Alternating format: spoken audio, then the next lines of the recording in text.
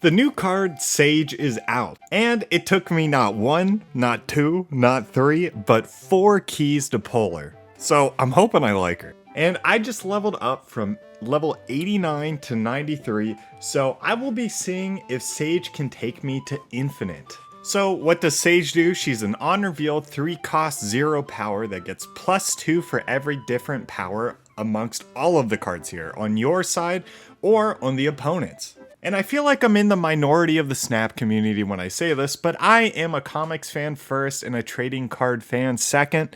So here's a little bit about Sage's lore. Sage is a mutant who has been gifted with a computer-like mind, and one day she finds our favorite 5-cost Professor X with his legs crushed. But it turns out Professor Xavier actually is the one who mentors her, and she joins the Hellfire Club. She is now Shaw's royal right-hand man and betrays him, and then Storm comes in and is like, hey, join the X-Men. And the rest is history. I could keep yapping about when she teamed up with Jean and Psylocke to defeat Legion, or how she tricked Gambit into kissing her on Christmas, but here's my deck list. This deck is designed to make Sage the star of the show. Nebula makes people play a lot of cards at one location, which is good for Sage. I can proc her twice with both Grandmaster and Wong. White Widow gives us 2 different cards in one location with 2 different powers. And White Widow is just OP. And then Ravonna makes like half the deck cheaper. The rest is standard on reveal fun, but I'll mention Black Panther into like Azola is an alternative win con, which is predictable, but on the infinite ladder, it should get the job done. Now, let's head into night 1 and start climbing. So the first game kicks off and I'm obnoxious and I White Widow twice. Then I YOLO down a Wong and finally draw Sage. So excitedly, I'm gonna drop my Nebula in Wakanda rather than the lake, but for the first time, I play her, and she's a 316. That's not bad. If you include Wong, it's a 718, but that's not abysmal either. And I have no follow-up, but luckily, they don't know that, and they just peace out. But 100% win rate, this deck is cracked. And from this, I learned situations like this right here, you can just snap, and most of the time, they'll leave, even if you don't have anything. I also got this really good game with Haku, who is running Destroy. I set up a juicy Sage, and he carnages to make her 4 power. But as sad as that is, that's why we have a backup. We juice our Black Panther, and out comes the Zola. And yeah, that's 8 Qs, but I included this game purely for the fact this man's sportsmanship. After 8 cubers like this, I'm switching over to Marvel Rivals. I'm just kidding, you know my ass didn't get a code for that. But spending most of the day theory crafting the deck, and honestly just prepping for my first YouTube video, I end the day with a few losses where Sage just couldn't quite get the power she needed, and I'm off to bed. I'm questioning Sage, thinking, is this card really any good? After an arduous day at work, I'm back on the Snap grind, and I am gifted with a bot. I didn't think they existed past 90, but on this climb, I definitely saw 2 or 3 bots. How do I know it's a bot? Well, I put down Howard the Duck, and they super scrolled the Howard the Duck. I know, OP ongoing effect, and then they mystiqued. So they have double Howard the Duck. And yes, I know, I keep things snappy in this video, that's just my editing style, but let's do a little ESPN recap of this game. I think this was the best game I've had, or one of the coolest games I've had on this climb. So shout out to Momo because this was just awesome. Hi, ESPN recap of the game I just played. It was really cool. I played against Momo. Right now we're putting down the Black Widow. We put it on the Carmartage. I hate saying that, but he puts down a multiple man over on the raft. So that tells me, hey, this is either a move deck, which is always exciting, or a Phoenix Force deck, which is very scary. But 2 Widow's Kisses is a good way to start out the game.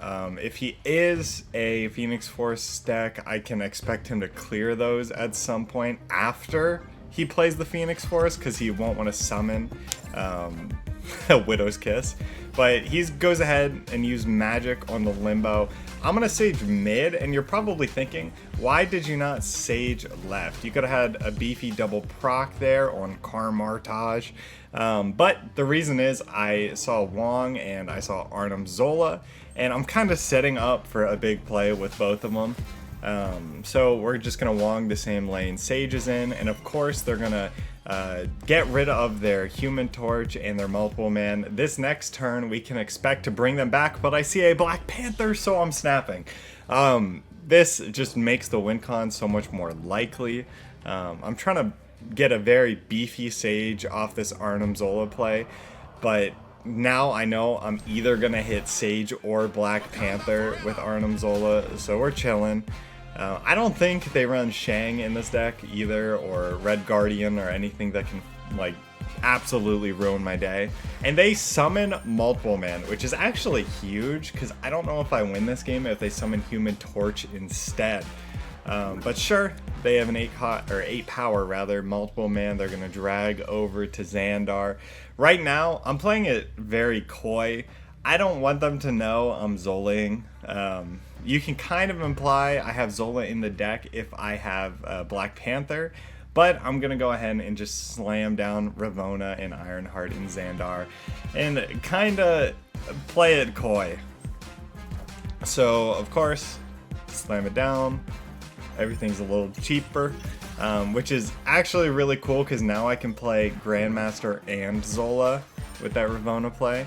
And he's going to drag his multiple man all over the place, as expected. But one thing is, I'm like, sweet, he fills up the raft, but he goes ahead and uses Venom. Yep, clears that lane up so he can drag more multiple men into that lane. So Momo, at this point, playing super well, and I'm just hoping it gets the job done here. So one thing that could happen is it hits Wong and doesn't hit Black Panther. I don't think Sage is going to be enough by herself to get the job done here. But yeah, I'm hoping it doesn't hit Wong. Wong and Sage would be the deadly combo. But ideally I want Sage and Black Panther, because I do get 2 procs with Arnim Zola, and I'm going to be sending 2 cards to both lanes. And of course they're moving multiple man every which way. Cool. And they Living Tribunal, which is actually a little scary. So I don't think I would have won this lane if he hit the Human Torch. And then he gets the Ultron from the raft. So very cool, 28 in every lane. I hit Sage, so I'm a little sweating at this point. It's cool to see Sage get some good power here. And then we hit the Black Panther. So we're A-okay, but wait, there's more. Please don't hit the White Widow here. The Grandmaster is going to actually pull over the Sage. Boom. And she gets, this is the biggest Sage I've had. Sage is 32 and wins the raft by herself. So very cool game, very fun. I think I got a little lucky there, but you know what? Marvel Snap is half skill, half luck. So yeah, we'll take those. But yeah, I don't know. Let me know if you like the full commentary style of a game like that. I kind of have it mixed in this video because I'm testing styles, being my first video, but there's definitely things that can shut down this deck. Especially Leech, which shuts down my Sage win con.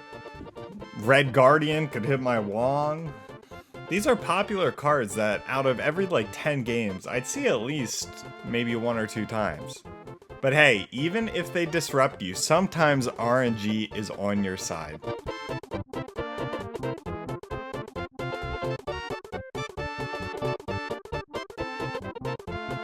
And with that, we are at 97 cubes, closing in on infinite. We need a big game, and I got one.